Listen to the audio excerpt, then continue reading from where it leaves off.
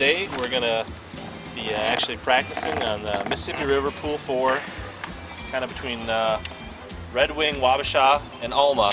We got a tournament next weekend, so I'm down here doing a little bit of pre-practice, trying to locate some fish for the tournament, to figure out what the patterns are, the lures. Here's a couple things. I was thinking we could do a little bit about the first spot. Kind of talking about how that was just an area we were testing to kind of see what the fish were doing.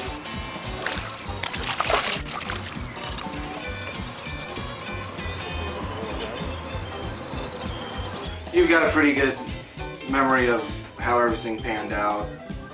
So if I just set you up in front of the camera, we'll go outside. I'm gonna let these people walk. Slow walkers. Good stage fright, I don't know who's talking. Let's have a fish go. Last time I was down here for the last tournament, I caught most of my fish flipping shallow wood. So we'll do a little bit of that right away just to kind of see if there's still some fish hanging around on the shallow wood. Even though this first spot wasn't a place I really planned to fish during the tournament, it gave me the confidence in a few baits and also gave me confidence that there's probably some fish still hanging around the wood in other areas that I actually fished during the tournament. So we got one little fish right where we started, just flipping the soft plastic bait and some shallow grass and wood. It's been a month since I've been on the river, so hoping to find some more eelgrass and possibly some pads. Trying to find some good quality fish. Probably not quite a keeper. Might be right at 14 inches. Not really what we're looking for, but we're gonna let him go. Just had a little bite there. I'm kind of thinking that the fish are going to be kind of moving more to look for more grass and vegetation. I think the fish are going to be much further along in the post spawn. So I'm hoping to find, and I think the last time the vegetation wasn't really up, so we're going to go back in some of the backwater cuts that have a little bit of current and look for some eelgrass. It usually grows in a couple feet of water, as well as to see if any pads have really started to emerge in their traditional area. Kind of hit the back end of this pocket. Now what we're going to do is we're going to take a little Texas ring and that's where we get some local color. Bait. There it is. Catch that. Get thrown flats now. Hell yeah! It was a Friday, wasn't it? It can always be a real fun deal or interesting when you can kind of run into some people on the lake or on the shore. Airplane.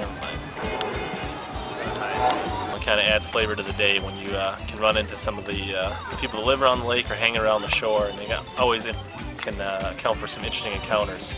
Ben, how are you? Catching the feel? Any words of wisdom?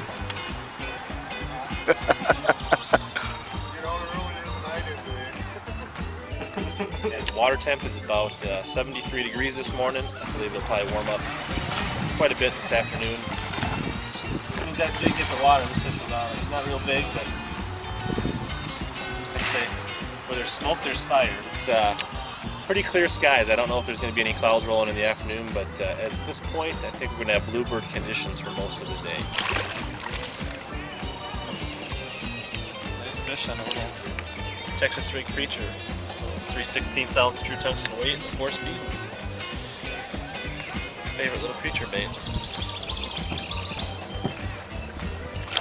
Usually the bite's a little better when you have clouds, but you never know what you're going to get on tournament day, so it's good to practice in all conditions. Yeah, not too bad.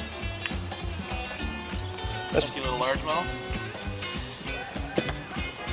Fish will react differently to different baits.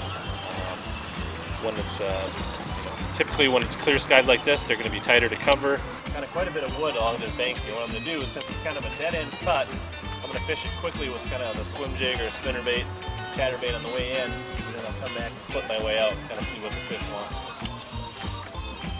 On cloudy days, probably get a little bit more of a reaction bait, but we'll try a little bit of both, see what the fish tell us. There's absolutely no absolutes in bass fishing or fishing of any kind, so those are just kind of some general rules. We'll let the fish kind of see what they want today.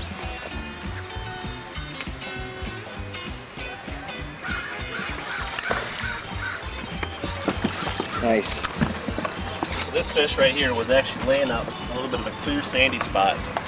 I was able to flip my Super K swim jig up there. You can see he really ate it good. As soon as, after a few cranks of the reel, he jumped out and actually saw him swirl and make a run for it. So I'm gonna throw him back. That's how we do.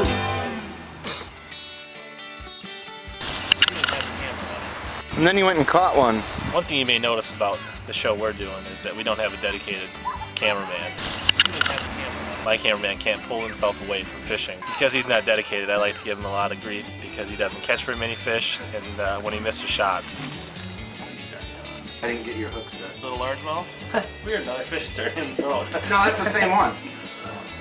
Yes, it is. Catch so many more fish, I'm gonna have to film you all the time. 2 to 1. I can catch fish when I don't have a camera attached to my body.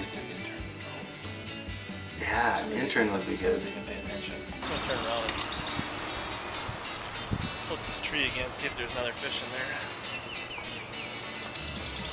Right now I'm just flipping a little soft plastic creature bait on a tungsten Texas rig. Just kind of checking this little cove here to see if there's any fish still up shallow along this bank. But today we'll probably throw, I've got some spinner baits, chatterbait, swim jig tied on, a few Texas rigs. I always got my true tungsten jig for flipping. Got some frogs in the the rod locker in case we come across some good slop. But really we're going to probably have a lot of different rods on the deck today, trying different things until we can kind of locate fish and see what the fish are doing.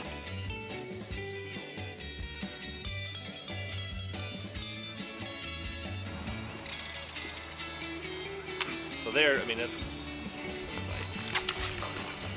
right off that tree, but perfect example why you need to have good quality sunglasses. So when the opportunity, you know, it's not just for bed fishing, it's about what you can see in the water, as well as sometimes you spot some fish cruising or see bait fish.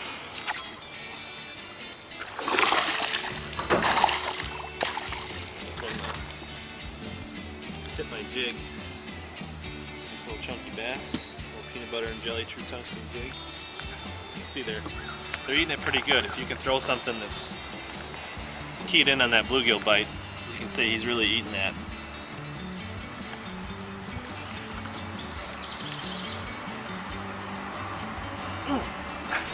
Really ate it. I've got to correct the record on something. We don't have a dedicated cameraman. Not dedicated. Is the parrot gonna make the final cut? Parrot is making the final cut. It's a good look. Go